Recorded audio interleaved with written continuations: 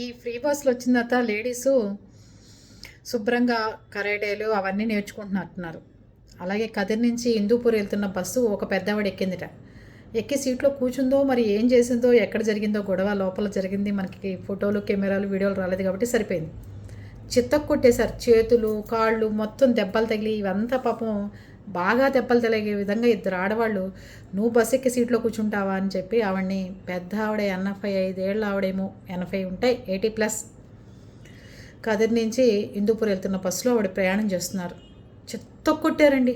దేనికి కొట్టారో తెలియదు. కానీ ఎందుకు చెప్తున్నానంటే, వీళ్ళు ఫ్రీ బస్ వచ్చిన దగ్గర నుంచి లేడీసు బట్టలు తుక్కోవాలన్నా పక్కింటికి వెళ్తున్నారు, మల్లెపూలు కొనుక్కురావాలన్నా వెళ్తున్నారు, లేకపోతే ఏదైనా మ్యాచింగ్ సెంటర్కి వెళ్ళిపోవాలన్నా బస్సు ఎక్కేస్తున్నారు. అక్కర్లేని దానికి ఎక్కి కావాల్సిన వాళ్ళు, మొన్న కూడా చంద్రబాబు నాయుడు గారు చెప్పారు మీటింగ్లో, ఉపయోగించుకున్న వాళ్ళు ఉపయోగించుకోండి, మందులు తెచ్చుకోండి, పెద్దవాళ్ళు హాస్పిటల్స్కి వెళ్ళండి, పిల్లలు కాలేజీలకు వెళ్తారు, ఉద్యోగాలు చేసేవాళ్ళు ఎక్కండమ్మా అని చెప్పారు.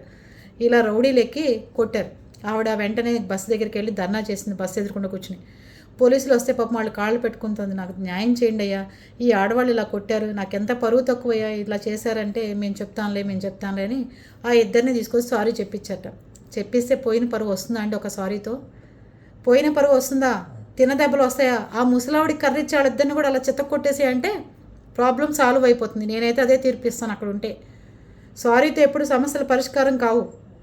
కొట్టాడా తిరిగి కొట్టాలి, అంతే.